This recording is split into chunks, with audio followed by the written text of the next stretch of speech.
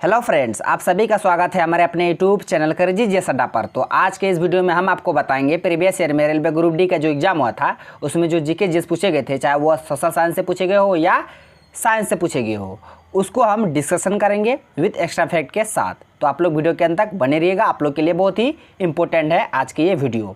तो चलिए शुरू करते हैं। पहला क्वेश्चन है कि गांधी इरविन समझौते पर किस वर्ष में हस्ताक्षर किए गए थे। तो आपको बताना है जो गांधी इरविन समझौता हुआ था फ्रेंड्स, उस पर किस वर्ष हस्ताक्षर किए गए थे, आपको ये बताना है। ऑप्शन में आपको दिया 1931, 1920, 1940, 1925। तो ये क्वेश्चन प्रीवियस ईयर में पूछा गया क्वेश्चन है ग्रुप डी में। तो इसका आंसर बता दे, ऑप्शन ए हो जाएगा, यानी कि 1931। तो 1931 में गांधी इरविन समझौता पर हस्ताक्षर हुए थे। आप इसे याद रखिएगा, आप डेट भी याद रखिएगा। 5 मार्च 1931 को गांधी इरविन समझौता हुआ था और यह समझौता दिल्ली में हुआ था, इसलिए गांधी इरविन समझौता को दिल्ली समझौता भी कहा जाता है। आप इसे याद रखिएगा, कब हुआ था? 5 मार्च 1931 को। और इसी समझौते के तहत सविनय अवज्ञा आंदोलन को स्थगित कर दिया गया था और गांधी जी द्वितीय गोलमेज सम्मेलन में कांग्रेस की तरफ से भाग लेने के लिए लंदन गए थे। तो कुल 3 गोलमेज सम्मेलन हुए थे, आप इसे याद रखिएगा, 1930, 1931, 1932 में। तो ये था हिस्ट्री से संबंधित क्वेश्चन। जितने भी एक्स्ट्रा फैक्ट थे हम सभी को बता दिए, आप लोग याद किए होंगे, आई होप समझ भी गए होंगे। तो चलते हैं अब अगले क्वेश्चन की ओर। क्वेश्चन है कि बहत ... की मुद्रा है। तो आपको बताना जो बहत है वो किस देश की मुद्रा है।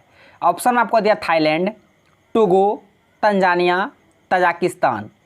तो इसका आंसर बता दे, ऑप्शन ए हो जाएगा, यानी कि थाईलैंड। थाईलैंड देश की मुद्रा का नाम है बहत और राजधानी इसका कैपिटल हो जाएगा बैंकॉक। थाईलैंड की राजधानी बैंकॉक, मुद्रा बहत। ऑप्शन में जो है उसे भी हम देख लेते हैं। ऑप्शन बी में दिया हुआ है टोगो। तो टोगो देश के पहले कैपिटल जान लेते क्या है। तो टोगो का कैपिटल है लोमे और इसकी मुद्रा है फ्रैंक। उसके बाद सी में दिया तंजानिया। तंजानिया की जो राजधानी है वो डोडोमा है और इसकी मुद्रा है शिलिंग। उसके बाद तजाकिस्तान, इसकी राजधानी दुशांबे और इसकी मुद्रा है सोमोनी। तो ये सभी क्वेश्चन को आप याद रखिएगा, ये सारे क्वेश्चन रेलवे ग्रुप डी में पूछे गए क्वेश्चन है। उसी क्वेश्चन को हम डिस्कशन करेंगे जो क्वेश्चन रेलवे ग्रुप डी में पूछे गए हैं और आप लोग के लिए बहुत ही इंपॉर्टेंट होंगे आने वाले जो ग्रुप डी का एग्जाम है उसमें। तो चलते हैं अब अगले क्वेश्चन की ओर। ये साइंस से क्वेश्चन है कि किसी वस्तु पर बाहरी धक्के या खिंचाव को क्या कहते हैं। किसी वस्तु पर बाहरी धक्का या खिंचाव जो दिया जाता है, किया जाता है, तो उसे क्या कहा जाता है। ऑप्शन में आपको दिया बल, घर्षण, दाब, जड़त्व। तो इसका आंसर हो जाएगा ऑप्शन ए, यानी कि बल, फोर्स। तो उसे क्या कहा जाता है? फोर्स। किसी वस्तु पर बाहरी धक्के या खिंचाव को बल कहा जाता है। अब बल का सही मात्रा क्या होता है? न्यूटन, आप लोग को ही पता ही होगा। और सीजीएस मात्रा क्या होता है? डाइन। ये दोनों बातों को याद रखिएगा, आपके लिए बहुत ही इंपॉर्टेंट है। और एक बात याद रखिएगा कि बल कैसी राशि है। तो बल सदिश राशि है। वेग, संवेग, आवेग, बल, ये सभी सदिश राशि है। आप चलते हैं अगले क्वेश्चन की ओर।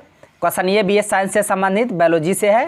क्वेश्चन है कि निम्नलिखित में से किन वैज्ञानिकों ने सुझाव दिया कि तत्वों के प्रतीक तत्व के नाम के 1 या 2 अक्षरों से बने होते हैं। तो आपको बताना है जो तत्व का जो प्रतीक चिन्ह होता है, प्रतीक होता है, 1 या 2 अक्षरों से ही बने होते हैं। किसने सुझाव दिया था, किस वैज्ञानिक ने सुझाव दिया था ये। ऑप्शन में आपको दिया है डेमोक्रिट्स, बर्जिलियस, प्रोस्ट, लेबोजियर। तो इसका आंसर बता दें, ऑप्शन बी हो जाए, यानी कि बर्जिलियस। ये जर्मनी के वैज्ञानिक थे बर्जिलियस। इन्होंने ही सुझाव दिए थे कि जो तत्व के प्रतीक हैं 1 या 2 अक्षरों से बने होते हैं। जितने भी तत्व हैं, जिस तरह देखिए हाइड्रोजन H एक प्रतीक है ना, हीलियम He 2 है ना, क्लोरीन Cl है ना, बेरिलियम Be 2 है ना। तो 1 या 2 अक्षर से बने होंगे तत्वों का प्रतीक। ये किसने सुझाव दिए थे? तो बर्जिलियस ने दिए थे। और ये किस देश के वैज्ञानिक थे? जर्मनी के। और ये सुझाव कब दिए थे? 1811 ईस्वी में। आप इसे याद रखिएगा, आपके लिए बहुत ही इंपॉर्टेंट है ये प्रश्न। तो चलते हैं अब अगले क्वेश्चन की ओर।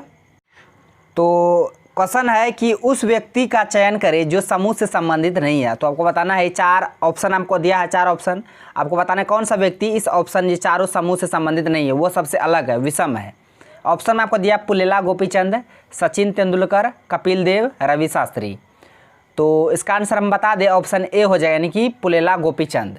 पुलेला गोपीचंद ये बैडमिंटन खिलाड़ी है। इसके अलावा ऑप्शन में जो भी दिए हैं सचिन तेंदुलकर, कपिल देव, रवि शास्त्री, ये क्रिकेटर हैं और पुलेला गोपीचंद बैडमिंटन खिलाड़ी है, इसलिए ये अलग है। आप इसे याद रखिएगा। इसका जन्म आंध्र प्रदेश में हुआ था, किसका? पुलेला गोपीचंद का। तो चलते हैं अब अगले क्वेश्चन की ओर।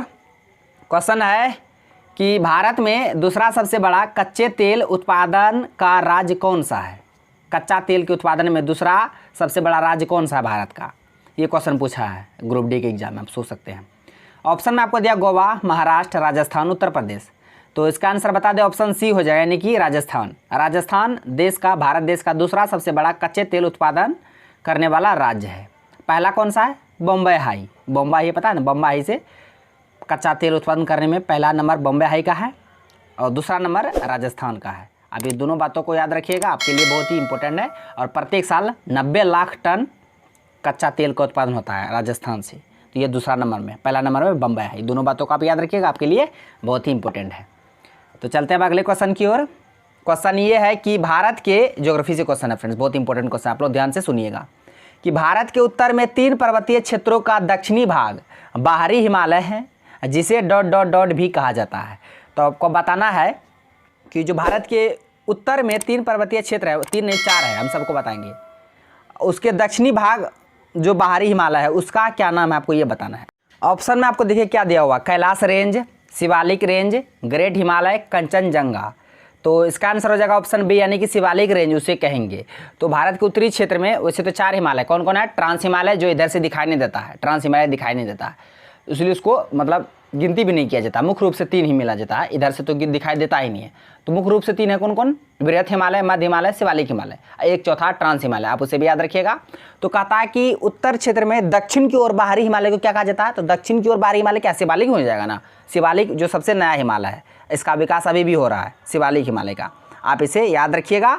और क्या कहते हैं, शिवालिक के जो निचले भाग है उसे तराई कहते हैं, आप इसे याद रखिएगा।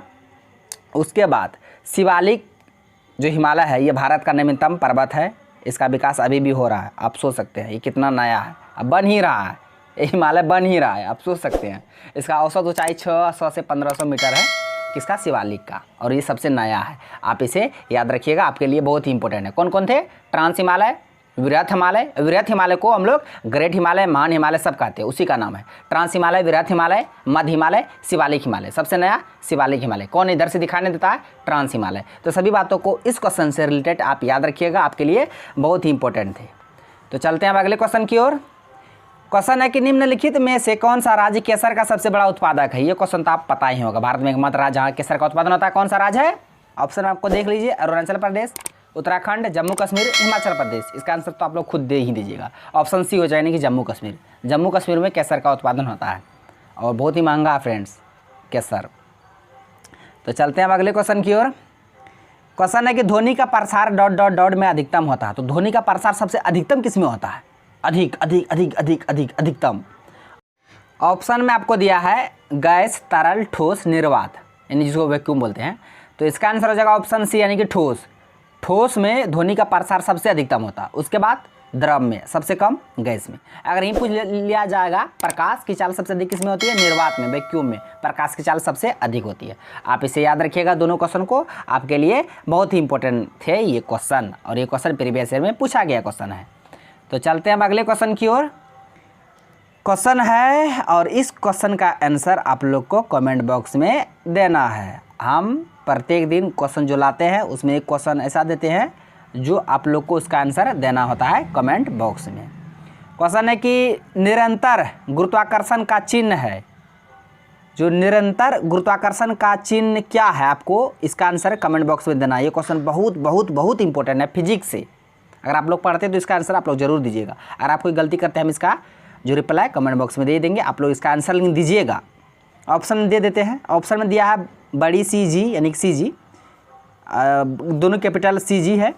फिर ऑप्शन सी में दिया छोटी जी, ऑप्शन डी में दिया बड़ी जी। तो ये 4 ऑप्शन है, आपको बताना है कि निरंतर गुरुत्वाकर्षण का चिन्ह कौन सा होगा। तो फ्रेंड्स आज का क्वेश्चन बस यहीं तक था। आई होप सारे क्वेश्चन को हम विथ एक्स्ट्रा फैक्ट के साथ बता दिए। यदि आपको वीडियो अच्छा लगा तो मेरा वीडियो को लाइक कीजिए तथा मेरा यूट्यूब चैनल करेजी जैसा अड्डा को सब्सक्राइब करें और बेल आइकन को भी हिट कर दीजिए, ताकि हर एक लेटेस्ट वीडियो जो हम डालते हैं उसका नोटिफिकेशन आप तक तुरंत पहुंच जाए। थैंक्स फॉर वॉचिंग वीडियो, धन्यवाद। मिलते हैं अब नेक्स्ट वीडियो में नेक्स्ट सेट के साथ।